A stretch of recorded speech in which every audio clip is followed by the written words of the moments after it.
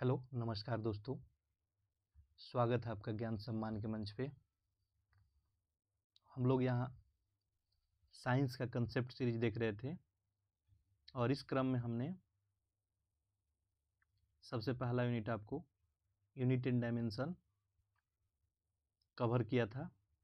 Second हम लोग mechanics देख रहे थे, तो मैकेनिक्स का ही रिमेनिंग पार्ट आज इस लेक्चर में करेंगे। साथ साथ हम लोग कुछ इससे रिलेटेड कैसे क्वेश्चन पूछे जाते हैं तो यहाँ पे हम लोग देखेंगे। जैसे आज हम लोग बीपीएससी में जितने प्रीवियस ईयर क्वेश्चन पूछे गए हैं मैकेनिक्स से रिलेटेड, ये हम लोग यहाँ पे देखेंगे। तो इससे पहले लेक्चर को मैं स्टार्ट करूं, आप सभी जो इस लेक्चर को देख रहे हैं आप इससे प्रीवियस लेक्चर ज़रूर देखें क्योंकि वो इससे कनेक्टेड होगा। उसके बाद का ये पार्ट है, नहीं तो आपको जो है आधा अधूरा नॉलेज होगा। तो इस सीरीज़ को जो है सारे लोग अच्छे से देखें, क्वेश्चन को लगाने की कोशिश करें। हमने आपको रेफरेंस बता ही दिया है, आप किसी भी बुक से क्वेश्चन लगा सकते हैं। इससे रिलेटेड ऑथेंटिक होना चाहिए या कोई टेस्ट सीरीज हो। इस कंसेप्ट को कवर करने के बाद आपसे सारे क्वेश्चन सॉल्व हो जाएंगे। इसके अलावा भी यदि इस सीरीज में जो है कुछ कंसेप्ट यदि मैं नहीं बताता हूँ या कोई क्वेश्चन आपसे सॉल्व नहीं होता है तो उससे आप कमेंट बॉक्स में लिख दें और सारे लोग को कमेंट को देख के मैं एक सेपरेट वीडियो उसके लिए बना दूंगा। तो इससे पहले मैं स्टार्ट करूँ, आप सबको बता दूं कि इसमें जो है आपको फिजिक्स को लेकर जो है 2 लेक्चर बन चुका है, तो मैं इसका लिंक जो है डिस्क्रिप्शन बॉक्स में डाल दूंगा, वहां से जाके आप लोग इसे देख सकते हैं। और आप लोग इस चैनल को जो है ज़्यादा से ज़्यादा सब्सक्राइब करें और अपने दोस्तों में शेयर करें ताकि ज़्यादा से ज़्यादा लोग जो है इससे लाभान्वित हो सकें। तो हम लोग मैकेनिक्स में देखे थे कि गति क्या होता है, मोशन क्या होता है, रेस्ट किसे कहते हैं, वेलोसिटी के बारे में देखे थे, विस्थापन, ये सारे जो है छोटी छोटी बिंदुओं देखे थे। रिलेटिव वेलोसिटी क्या होता है, वर्क क्या होता है, पावर एनर्जी, और साथ साथ हमने देखा था ग्रेविटेशन क्या होता है, ये सब देखा था। और इससे रिलेटेड जो प्रैक्टिकल एग्जाम्पल होते हैं वहीं से आपको जनरली क्वेश्चन बनाया जाता है। तो यहाँ पे कुछ और पॉइंट देख लेते हैं। एक बर्नौली का सिद्धांत है, इसका आप जो है एग्जाम्पल याद रखेंगे। जैसे देखें यहाँ पे, मैं इसको थोड़ा जूम कर लेता हूँ।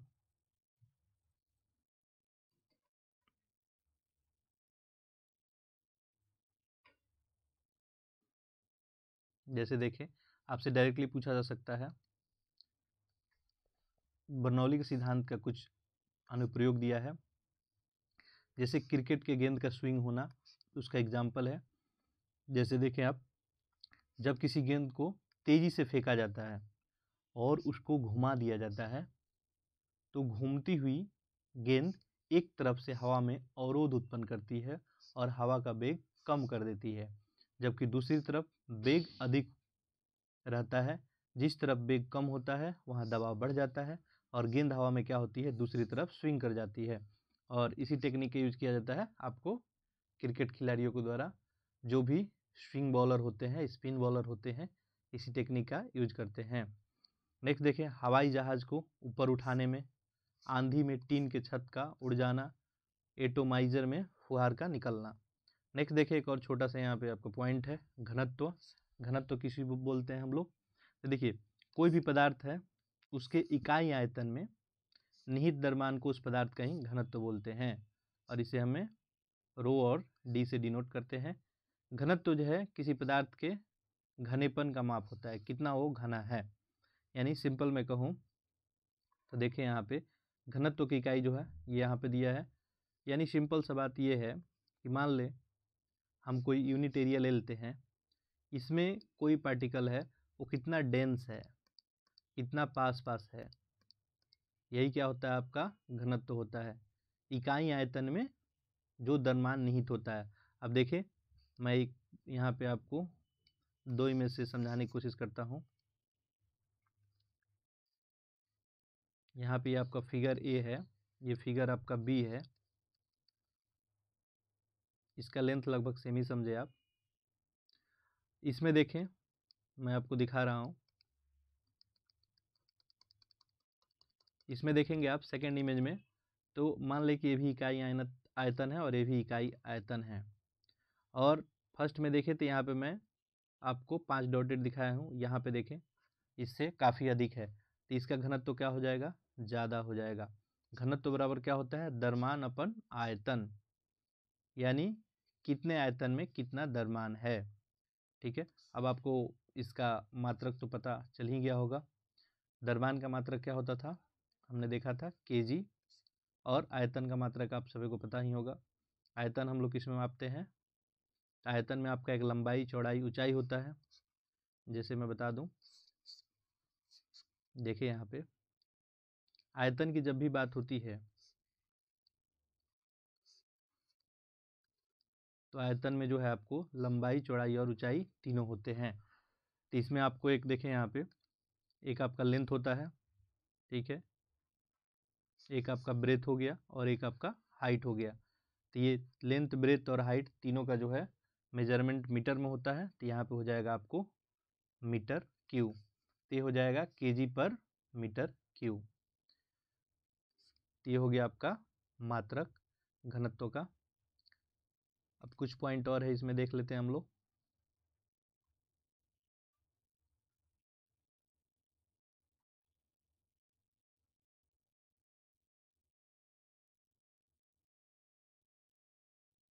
अब यहाँ पे देखिए, ये इम्पोर्टेंट कुछ महत्वपूर्ण यहाँ पे आपको फैक्ट दिख रहे हैं जो एग्जाम में डायरेक्ट आपसे पूछ लिए जाते हैं, और इसे आप इजीली कर सकते हैं। जैसे देखिए यहाँ पे, चूँकि ये मेरा वीडियो एडिटेड नहीं होता है तो कहीं पे टंग मेरा थोड़ा इधर उधर हो जाए, तो इसे आप एडजस्ट करेंगे।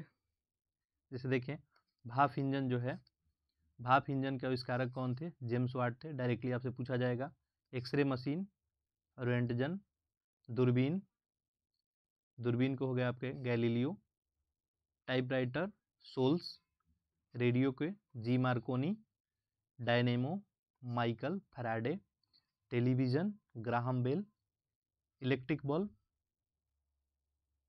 यहाँ पे ये आपका टेलीविज़न नहीं, यहाँ पे टेलीफोन है, ये तो टेलीफोन का है Graham Bell, electric bulb Edison, fountain pen Waterman, dynamite Alfred Nobel, television यहाँ पे है आपको बेयर्ड, और लेज़र का है थियोडोर, रडार रॉबर्ट वाटसन, और सेफ्टी लैंप है यहाँ पे, तो ये आपको डेवी। तो ये कुछ यहाँ पे आविष्कारक के नाम हैं।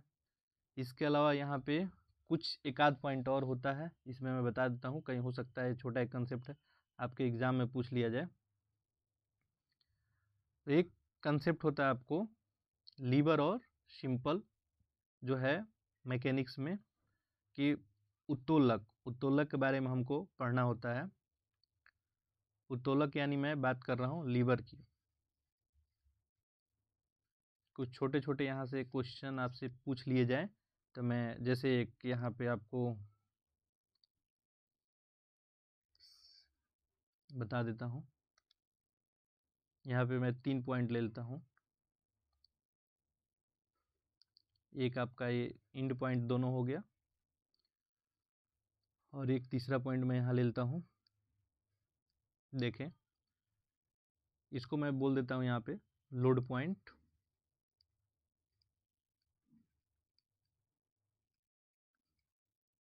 ये आपका है इफर्ट पॉइंट,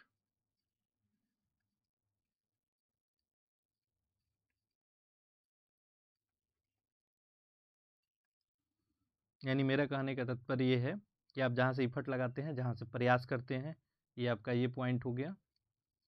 ये आपका जहाँ लोड लगा हुआ है, यानी जो भी भार बिंदु है आपका, भार बिंदु की मैं बात कर रहा हूँ। और ये आपका जो है फलक्रम पॉइंट होता है, ये होता है आपका फलक्रम पॉइंट।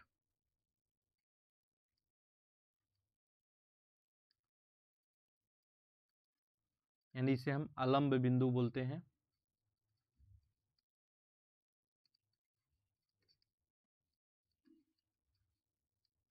इसके अलावा ये इफर्ट पॉइंट जो है, इसे हम क्या बोलते हैं, प्रयास बिंदु आप बोल सकते हैं, जहाँ से आप प्रयास करते हैं। अभी मैं एग्जाम्पल दे रहा हूँ, आपको समझ में आ जाएगा। तो बेसिकली देखिए, मशीन का काम क्या होता है कि हमारे कामों को क्या करना, आसान बना देना, हमारे एफर्ट को क्या करना, कम कर देना। तो यहाँ पे मैं आपको दिखाया हूँ कि आपका लोड पॉइंट है, ये आपका फलक्रम पॉइंट है, ये आपका एफर्ट पॉइंट है। यानी किसी वस्तु का लोड यहाँ पे हो और आप प्रयास जो है यदि यहाँ से कर रहे हैं आप, तो इसे ही हम क्या कहते हैं, ये जो एक सिस्टम डेवलप होता है, इसे हम क्या कहते हैं, हम लीवर प्रिंसिपल का यूज करके अपने कामों को आसान करने के लिए ऐसे प्रयास करते हैं। तो इसे जो है 3 कैटेगरी में बांटा गया है, एक प्रथम श्रेणी, एक द्वितीय श्रेणी और एक तृतीय श्रेणी। तो इससे मैं प्रथम श्रेणी को यहाँ पे प्राइमरी एज के लिए यहाँ पे आपको सिंबॉलिक फॉर्म में यूज किया हूँ, तो इसे आप प्राइमरी समझेंगे। अब प्राइमरी में देखिए क्या होता है, इसमें जो भी आपका ये जो लीवर होता है, जो भी उत्तोलक होता है, ये आपको आप देखेंगे तो अलम्ब बिंदु इसमें हमेशा बीच में होता है। अलम्ब बिंदु क्या होता है, बीच में होता है।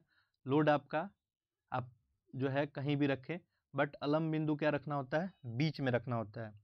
जैसे एग्जाम्पल के लिए हम लोग देखें,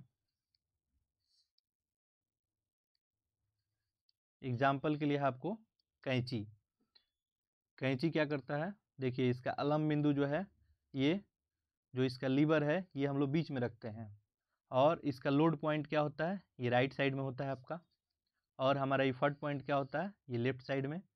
तो ये आपका इफर्ट पॉइंट हो गया, ये आपका लोड पॉइंट हो गया, और ये आपका फलक्रम हो गया।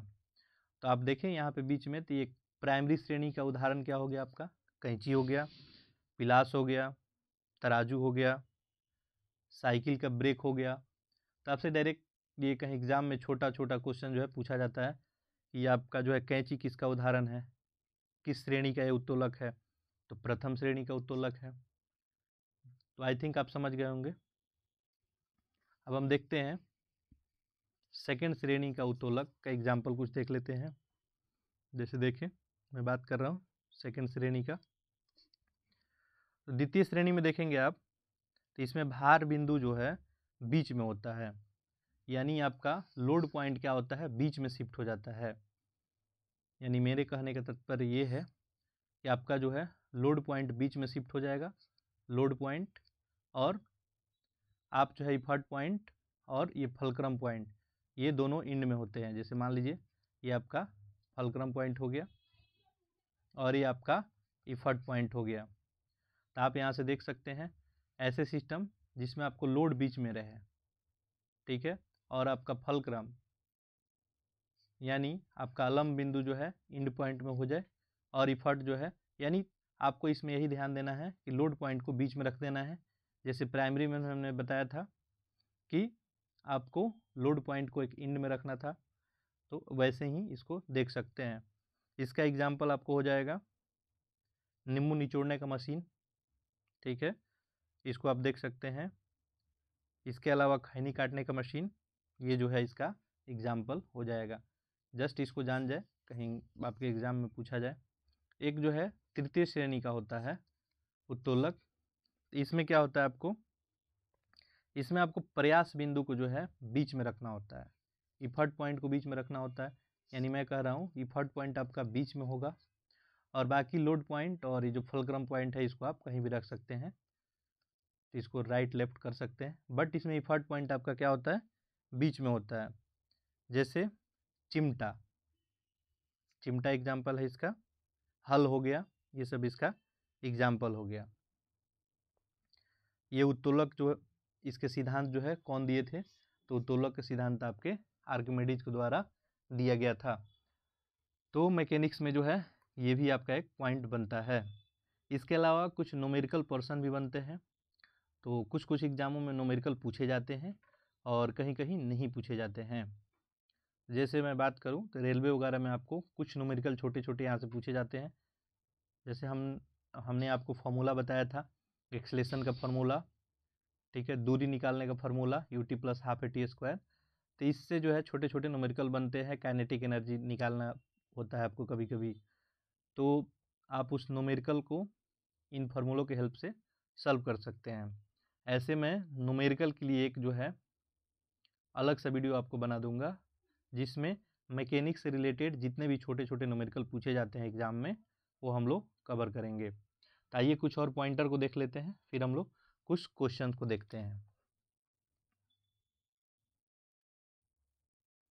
यहाँ पे देखिए कुछ पॉइंटर है वन लाइनर में, ये सब फैक्चुअल चीज़ें हैं।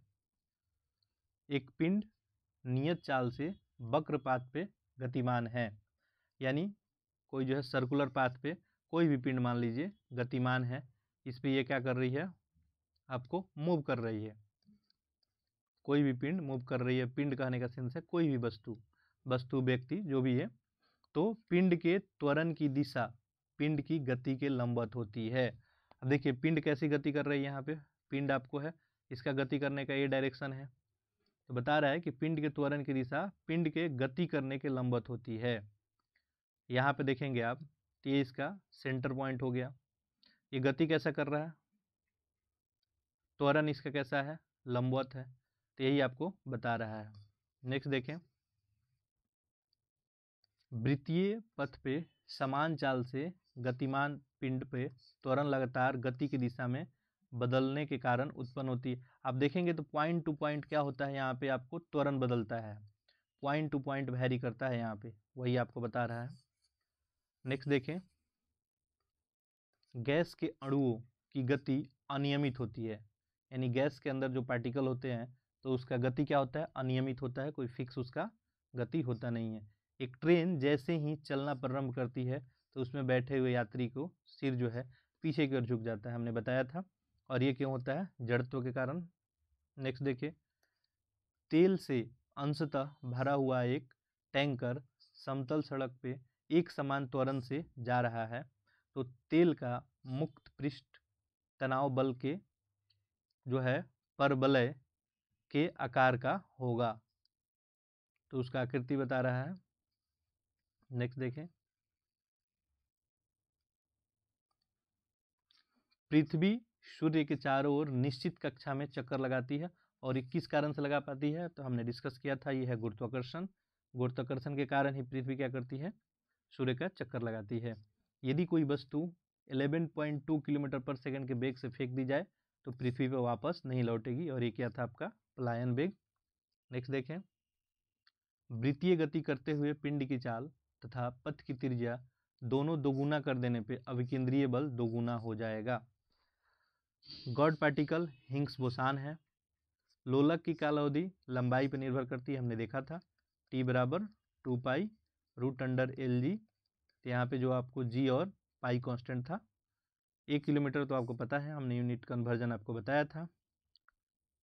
नेक्स्ट देखें, हवाई जहाज का आविष्कार, तो आपने देखा ही था अभी, 1 पिकोग्राम 10 के पावर -12 के होता है। तो ये सब जो है पॉइंट था। आइए हम लोग बीपीएससी में जो प्रीवियस ईयर पूछे गए क्वेश्चन है उसको हम लोग देख लेते हैं।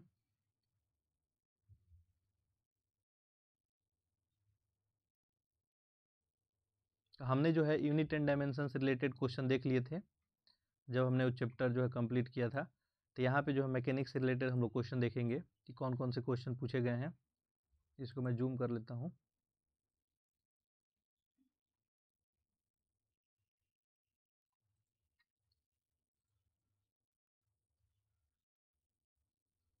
नेक्स्ट देखिए, क्वेश्चन क्या है, लोलक की काल अवधि किस पे निर्भर करती है, तो आपने देखा ही था, हमने बताया था टी बराबर आपका 2 pi root under L upon g. तो यहाँ पे आपको पता ही है कि आपका 2 पाई क्या है, कांस्टेंट है, और एल जी भी यहाँ पे कांस्टेंट है, तो टी जो है आपका डायरेक्टली प्रोपोर्शनल तो क्या हो जाएगा, यहाँ पे एल हो जाएगा। तो यहाँ पे देखिए लंबाई के ऊपर निर्भर करती है, द्रव्यमान के ऊपर निर्भर करती है, गलत, लंबाई के ऊपर निर्भर करती है, ये ऑप्शन आपका सही हो जाएगा। आगे देखिए, आप एक लिफ्ट में खड़े हैं, मान लीजिए कोई लिफ्ट है, ठीक है, ये लिफ्ट में जो है आप खड़े हैं, लिफ्ट में आप खड़े हैं, तो लिफ्ट के फर्श पे आपके द्वारा भार लग रहा होगा, आपके द्वारा जो है लिफ्ट के फर्श पे जो भी भार लग रहा हो, इसके बारे में पूछ रहा है कि लिफ्ट के 9.8 मीटर पर सेकेंड स्क्वायर के त्वरण से ऊपर जाते समय शून्य होगा। एक्चुअली में क्या होता है, आपका भार कभी शून्य होता नहीं है, यह आपको प्रतीत होता है। फिर भी देखें यहाँ पे क्या है, तो पहला ऑप्शन है कि लिफ्ट जब ऊपर जा रही होगी, लिफ्ट जो ऊपर जा रही होगी तो आपका भार शून्य होगा। दूसरा है लिफ्ट के 9.8 मीटर पर सेकेंड स्क्वायर के त्वरण से नीचे आते समय शून्य होगा। सेकेंड केस ये दिया है आपको। थर्ड, लिफ्ट के 9.8 मीटर पर सेकेंड स्क्वायर के त्वरण से किसी भी दिशा में जाते समय शून्य होगा। और लास्ट है आपका लिफ्ट के त्वरण की दर बदलने से प्रभावित नहीं होगा। तो देखिए इसका आंसर क्या हो जाएगा आपका,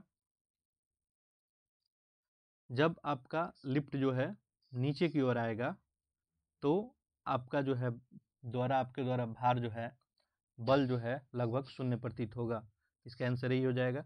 इस कंसेप्ट को हम लोग डिस्कस किए थे ग्रेविटेशन में।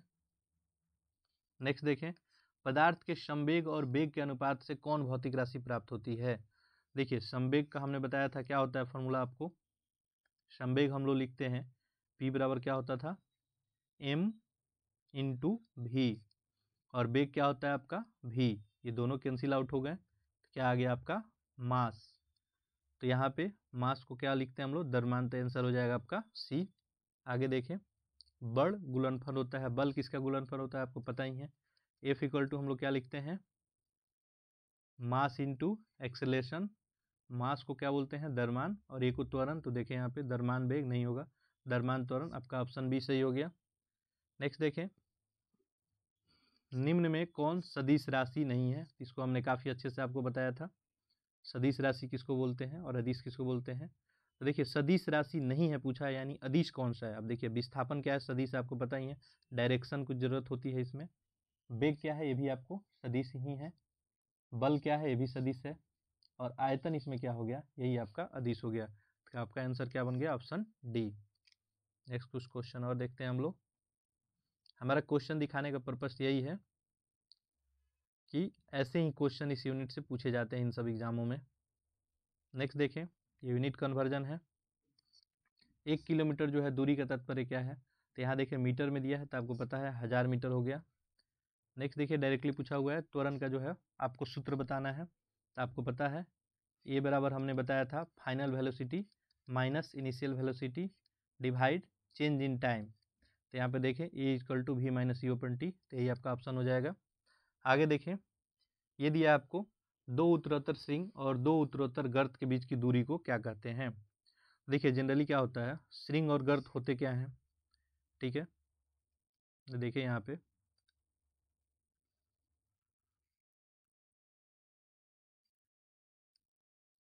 पे जो है हम, ये जो आपको पार्ट दिख रहा है इसी को हम लोग बोलते हैं श्रृंग, और ये जो आपको पार्ट दिख रहा है नीचे इसको हम लोग बोलते हैं गर्त। तो आपको पूछ रहा है कि दो उत्तरोत्तर श्रृंग और गर्त के बीच के दूरी को क्या कहते हैं, तो इसे हम कहते हैं आपको तरंग दैर्ध्य।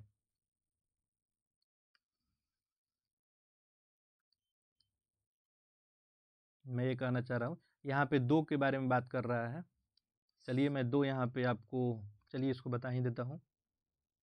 एक मैं ले लेता हूँ,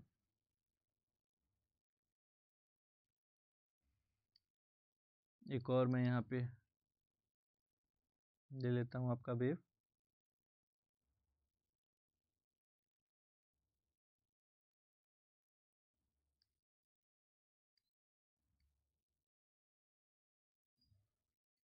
तो यहाँ पे देखें हमने दो वेव लिया है। तो ये जो आपका गर्त हुआ और ये श्रृंग हुआ, इसी के बीच के डिस्टेंस को हम लोग क्या बोलते हैं, तरंग दैर्ध्य बोलते हैं। चलिए आगे बढ़ते हैं, तो इसका ऑप्शन बी हो जाएगा। नेक्स्ट है, सिंपल सा क्वेश्चन है, टरबाइन और डायनोमो में बिजली प्राप्त करने के लिए किस ऊर्जा का विद्युत ऊर्जा में परिवर्तित होता है। तो आपको पता ही है टरबाइन या डायनोमो में क्या होता है, मैकेनिकल ऊर्जा होता है या यांत्रिक ऊर्जा, इसको लिखेगा यहाँ पे, जो आपका ऑप्शन सी हो जाएगा।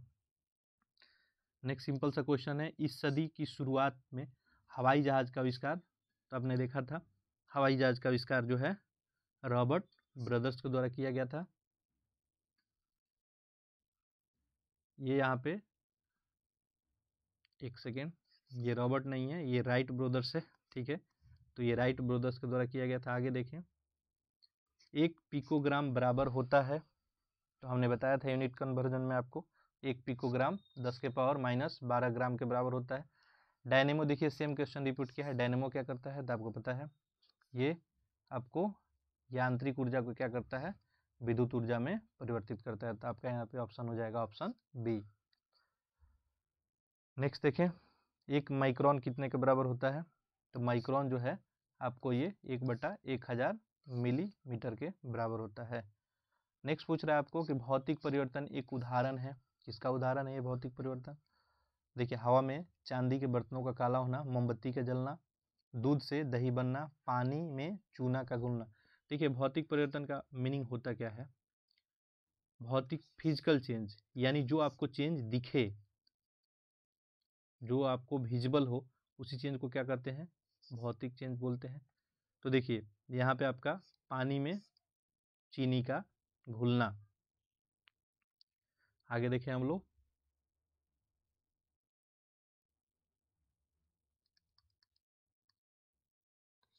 कुछ क्वेश्चन है और है यहाँ पे।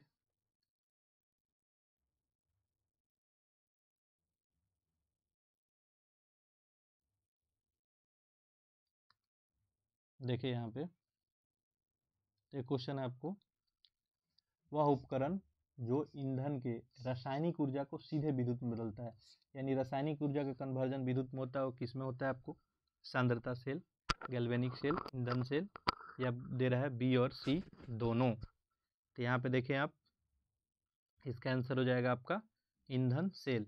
जो ईंधन सेल होता है, इसी में रासायनिक ऊर्जा डायरेक्ट विद्युत ऊर्जा में बदलता है, जो हम लोग जनरली सेल परचेज करके लेके आते हैं। एक क्षैतिज वृत्त में स्थिर चाल से घूम रहे पिंड के लिए निम्न में से कौन सा स्थिर रहेगा। अब देखिए यहाँ पे क्या दिया है आपको, कोई जो है पिंड जो है वृत्तकार पथ पे घूम रहा है, तो इसमें आपको स्थिर क्या रहेगा, वेग, त्वरण, अभिकेंद्रीय बल, गतिज ऊर्जा। तो आपको यहाँ पे त्वरण तो जो है पॉइंट टू पॉइंट चेंज होते जाएगा, हमने बताया था अभी, पॉइंट टू पॉइंट जो है त्वरण बदलेगा। तो यहाँ पे कांस्टेंट क्या रहेगा, ये आपसे पूछा जा रहा है, तो कांस्टेंट रहेगा गतिज ऊर्जा इसका, क्योंकि ये स्थिर चाल से घूम रहा है। गतिज ऊर्जा क्या होता है आपको, 12mv²। मास तो कांस्टेंट रहेगा, वेलोसिटी भी क्या है, कांस्टेंट ही दे दिया है, तो गतिज ऊर्जा हमेशा इसका कांस्टेंट रहेगा। ऑडियोमीटर क्या नापता है, तो आपको पता है ऑडियोमीटर क्या नापता है, ये मापता है आपको ध्वनि की तीव्रता। नेक्स्ट दिया है आपको, यदि बल को न्यूटन में तथा दूरी को यदि मीटर में हम प्रदर्शित करते हैं, तो कार्य को प्रदर्शित किया जाएगा। अब देखिए वर्क बराबर पूछ रहा है, तो ये क्या होता है आपको, F × S cos थीटा। तो यहाँ पे cos थीटा को इग्नोर करते हैं, तो यहाँ पे बल का मात्रक क्या दिया है आपको, न्यूटन, और आप देखें यहाँ पे तो मीटर किसके लिए है, दूरी के लिए, तो ये हो गया मीटर, न्यूटन मीटर, और न्यूटन मीटर ही हम किसको बोलते हैं, ये बोलते हैं हम लोग जूल को, तो इसका आंसर हो जाएगा जूल। आगे देखें, प्रकाश वर्ष का संबंध है, तो हमने देखा था प्रकाश वर्ष किसके लिए मेजर करते थे, दूरी मापने के लिए, तो ये हो जाएगा आपका दूरी। उपग्रह जो है का उपयोग किया जाता है, उपग्रह का उपयोग हम लोग करते हैं ऊर्जा पैदा करने में, टेलीविज़न के लिए, रेडियो के लिए, प्रकाश हेतु। तो इसका उपयोग हम लोग कहाँ करते हैं, उपग्रह का, टेलीविज़न के लिए सैटेलाइट का उपयोग हम लोग करते हैं। आगे देखें, घड़ी में समय मापा जाता है, घड़ी में समय कैसे मापा जाता है, ये क्वार्ट्ज क्रिस्टल के द्वारा मापा जाता है। नेक्स्ट है कि जब बैरोमीटर का पारा अचानक से गिर जाए, मैं आपको बताया था इसको कि जब अचानक से गिर जाए या धीरे धीरे गिरे या धीरे से ऊपर उठे, तो क्या जो है परिवर्तन होता है। तो यहाँ पूछ रहा है अचानक से नीचे गिर जाए, तो किस बात का संकेत है, ये द्योतक है। तो ऑप्शन देखिए, गर्म मौसम, सर्द मौसम, आंधी या झंझावात की संभावना, शुष्क मौसम। तो आपका आंसर क्या हो जाएगा, आंधी या झंझावात की संभावना। जब बैरोमीटर का जो है पठ्यांक जो है एकांक गिर जाए, इंस्टेंट गिर जाए, तब आंधी आने की संभावना होती है। नेक्स्ट देखिए, यदि एक पेंडुलम से दोलन करने वाली घड़ी को पृथ्वी से चंद्रमा पर ले जाया जाए, मैं इसको एक्सप्लेन करके बताया था। अब देखिए यहाँ पे क्या कर रहा है, पेंडुलम को ले जा रहे हैं दोलन करने वाले को पृथ्वी से चंद्रमा पे। देखिए T = क्या होता था आपका, 2π √L/g। ठीक है, तब देखिएगा चंद्रमा का जी जो होता है पृथ्वी से कम होता है, तो ये यदि कम हुआ तो आपका टी क्या हो जाएगा, बढ़ेगा, और ये बढ़ेगा तो आपकी घड़ी क्या हो जाएगी, आपकी घड़ी सुस्त हो जाएगी। नेक्स्ट देखिए, यदि एक पिंड कुल दूरी का आधा भाग का वेग v1 से यात्रा करता है, कोई भी मान लीजिए कोई वस्तु है, कोई ये वस्तु है, ये जो है मान लीजिए इसको आपको, ये हम पॉइंट ले लेते हैं P, इसको P से Q तक ट्रेवल करना है, तो इस मिड पॉइंट में ले लेते हैं हम कोई पॉइंट R, तो ये आपका P से Q तक में जो है v1 वेग से यात्रा करता है। फिर दिया है तथा शेष आधा भाग को v2 वेग से यात्रा करता है, तो इसका औसत वेग क्या होगा, तो इसका औसत वेग हो जाएगा आपका 2v1 × v2 divide v1 + v2। अब ये कैसे हो जाएगा, आप इसको जब सॉल्व करेंगे तो आप देखें ये दूरी है, ठीक है, दूरी टोटल इसका s मान लीजिए, तो s/2 हो जाएगा, ये भी s/2 हो जाएगा, तो s/2 v1 वेग से कर रहा है, तो यहाँ पे आप क्या कीजिए, चाल निकालिए, फिर अलग से चाल निकालिए, दोनों को ऐड कीजिएगा, यही आपका ऑप्शन बनेगा। नेक्स्ट देखिए, वायु का वेग संबंधित है, किससे संबंधित है, पृथ्वी के अपनी धुरी पर घूमने से, पृथ्वी के चक्कर लगाने से, दाब प्रवणता से और तापमान से। तो वायु का वेग जो है किससे संबंधित है, आप सभी को पता होना चाहिए, दाब से। नेक्स्ट देखिए, गति का अध्ययन, जो हम लोग मोशन का अध्ययन कर रहे थे, रेस्ट और मोशन, ये किसके अंतर्गत करते हैं, साइंस का जो है, फिजिक्स का कौन सा ब्रांच है, तो ये होता है काइनेटिक्स, काइनामेटिक्स, तो ये हो जाएगा काइनामेटिक्स। वह यंत्र जो अत्यधिक तापक्रम मापता है, क्या कहते हैं हम उसे, तो जो अत्यधिक तापक्रम, यानी आपको मान लीजिए 1000, 2000, 3000, 4000 डिग्री सेल्सियस तक टेम्परेचर मापना है, तो उसके लिए एक यंत्र हम लोग यूज करते हैं, वो क्या होता है, पायरोमीटर। नेक्स्ट है लक्स किसकी इकाई है, तो आप क्वेश्चन के नेचर को देख पा रहे हैं, इस क्वेश्चन हम लोग जो अभी कर रहे हैं इससे आपको नेचर पता चल रहा होगा कि क्या इस यूनिट में पूछा जा रहा है। तो इसमें मैक्सिमम थ्योरेटिकल क्वेश्चन है, तो ऐसे ही क्वेश्चन थ्योरेटिकल पूछे जाते हैं। लक्स किसकी इकाई होती है, लक्स होती है आपको प्रदीप्ति की इकाई। अश्व शक्ति किसके बराबर होता है, 1 HP की बात कर रहा है, तो 1 HP जो है आपको 746 वाट के बराबर होता है।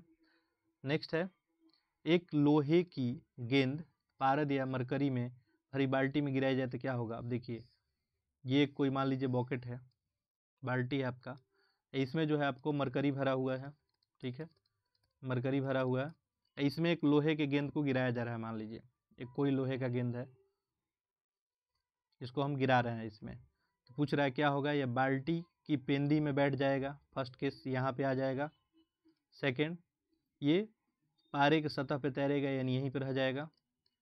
थर्ड केस दिया आपको, ये सेकंड केस हो गया आपका, ये फर्स्ट केस हो गया, यह घुल जाएगी इसमें, और थर्ड, इनमें कोई नहीं। अब देखिए, ये इसके ऊपर रहेगी या इसके नीचे जाएगी, ये किस पे डिपेंड करता है, ये डिपेंड करता है घनत्व पे।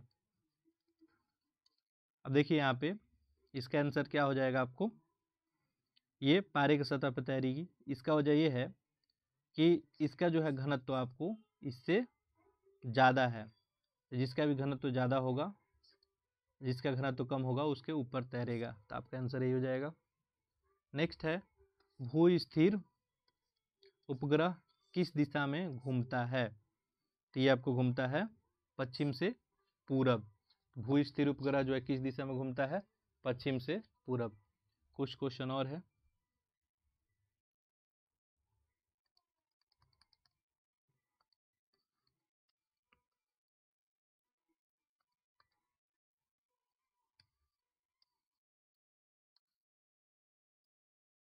ये आपका बिहार जो है CGL का पूछा हुआ क्वेश्चन है। देखें, निम्नलिखित में से गलत बिंदु को चिन्हित करें, इसमें से गलत कौन है आपको ये बताना है। तो देखिए, टेलीफोन, इसके आविष्कारक थे बेल, ये सही है। टेलीविजन, JL बेडे भी सही है। Steam engine, James Watt. तो ये डायनामाइट जो है मैडम क्यूरी, यही आपका क्या हो गया, गलत हो गया। आगे देखें, अंतर्राष्ट्रीय इकाई पद्धति के अनुसार रेडियो एक्टिविटी की इकाई क्या है। रेडियो एक्टिविटी हम लोग किस में मापते हैं, ये आपसे पूछा जा रहा है, तो ये बैकरल में मापा जाता है। सापेक्ष आर्द्रता हमने देखा था, आर्द्रता किस में मापा जाता है, तो हाईग्रोमीटर में मापा जाता है।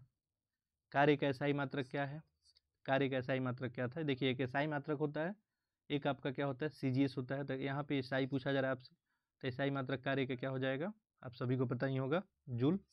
और यदि CGS इसका पूछता तो ये हो जाता अर्ग। नेक्स्ट देखें, प्लांक नियतांक का मान बताना है आपको। तो प्लांक नियतांक का मान क्या होगा, ये फिक्स मान होता है इसका, इसको याद करके रखेंगे 6.63 × 10⁻34, इसको याद करके रखेंगे। तो ऐसे ऐसे क्वेश्चन जो आपको एग्जाम में पूछे जाते हैं। तो हम लोग जो है काइनेमेटिक्स जो है फिनिश कर लिए, ये काफ़ी बड़ा यूनिट था। इसमें हम लोग क्या क्या देखे थे, हम लोग स्टार्ट किए थे कि मोशन क्या होता है, रेस्ट क्या होता है, ये हम लोग देखे थे। फिर हमने कुछ छोटे छोटे टर्म देखे थे, स्पीड क्या होता है, वेलोसिटी क्या होता है, एक्सीलरेशन क्या होता है, ये सब हमने टर्म देखे थे। इसके बाद इसके बीच में हम लोग रिलेशन देखे थे, हम लोग इक्वेशन देखे थे, न्यूटन का लॉ देखे थे, इसका पहला लॉ, दूसरा और तीसरा। इसके अलावा हम लोग ग्रेविटेशन के बारे में पढ़े थे और उसका प्रैक्टिकली क्या यूज है ये हमने देखा था। इसके अलावा हम लोग क्या देखे थे, इसमें वर्क के बारे में, वर्क क्या होता है, पावर क्या होता है, एनर्जी क्या होता है। कुछ हमने मशीन्स के बारे में देखा था। बेसिक देखिए मशीन्स क्या होता है आपको बताया ही था, कामों को आसान बना देना। तो मशीन्स के बारे में, यूनिट कन्वर्जन के बारे में हमने देखा, कुछ वस्तुएं और उनका आविष्कारक, उसका लिस्ट देखे थे। तो जनरली आपसे यही जो है इस चैप्टर से पूछा जाता है। तो जो लोग भी पिछला वीडियो नहीं देखे हैं, पिछले वीडियो को भी देख लें, साथ साथ इसको भी देख लें। इसमें जो है कुछ न्यूमेरिकल क्वेश्चन काइनेमेटिक्स से रिलेटेड, इसके लिए मैं सेपरेट वीडियो लेके आऊँगा और सारे न्यूमेरिकल हम लोग वहीं कवर कर लेंगे। यहाँ पे हमने थ्योरेटिकल साथ साथ न्यूमेरिकल पर्सन और कंसेप्ट कवर करने की कोशिश की, एक्चुअली में होता क्या है, और प्रैक्टिकल लाइव एग्जाम, लाइव में जो है हम लोग क्या क्या देखते हैं और कहाँ कहाँ। देखिए सिंपल सा, आप अपने आसपास जो भी घटनाएं देख रहे हैं, यही जो है क्या है आपको फिजिक्स है। सिंपल सा बोलूँ तो फिजिक्स है क्या, जो भी आपके आसपास घटित हो रही है, ठीक है, उन घटनाओं का ही अध्ययन क्या होता है, फिजिक्स होता है। उसका ही आपको रीजन बताता है, उसको तर्कों के साथ बताता है कि यदि ऐसा हो रहा है तो क्यों हो रहा है। तो सिंपल सा आपसे ऐसे ऐसे ही क्वेश्चन पूछे जाते हैं। तो नेक्स्ट लेक्चर हम लोग स्टार्ट करेंगे, आपको वेव्स के बारे में हम लोग पढ़ेंगे नेक्स्ट लेक्चर में, कि वेव क्या होता है, तरंग क्या होता है, इससे भी क्वेश्चन आपको पूछा जाता है। तो हम लोग तरंग चैप्टर देखेंगे और इसी में आगे हम लोग देखेंगे लाइट, लाइट के बारे में पढ़ेंगे। फिर हम लोग हीट के बारे में देखेंगे। नेक्स्ट हम लोग देखेंगे आपको इलेक्ट्रिसिटी एंड मैग्नेटिज्म। तो ये लगभग आपको चैप्टर बचे हुए हैं। नेक्स्ट आपका मॉडर्न फिजिक्स आता है, जो केमिस्ट्री से जो है कनेक्ट करता है। तो ये हमारे यूनिट देखने का बाकी, तो बाकी जो हम तरंग, लाइट, हीट और इलेक्ट्रिसिटी के लिए अलग अलग लेक्चर लेके आऊँगा। इसके बाद आपका फिजिक्स जो है कंप्लीट हो जाएगा। तो चलिए इस लेक्चर में हम लोग इतना ही रखते हैं। बाकी जो भी आप लोग देख रहे हैं, इसको ज़्यादा से ज़्यादा शेयर करें और सब्सक्राइब करें। और जिनको भी कुछ इसमें टॉपिक या पॉइंट कोई भी समझ में नहीं आ रहा, तो वो जो है कमेंट बॉक्स में लिख दे। मैं सारे लोग को जो भी डाउट है उसको इकट्ठा करके एक सेपरेट लेक्चर जो है बना दूंगा। बाकी जितना बताया गया है वो आपके लिए सफिशिएंट है, इतना काम कर ले। साथ में जो है क्वेश्चंस का प्रैक्टिस कर ले, ज़्यादा से ज़्यादा क्वेश्चन का प्रैक्टिस कर ले, आपका काम जो है हो जाएगा। तो चलिए इस लेक्चर में हम लोग इतना ही देखते हैं। आप सभी का बहुत बहुत धन्यवाद।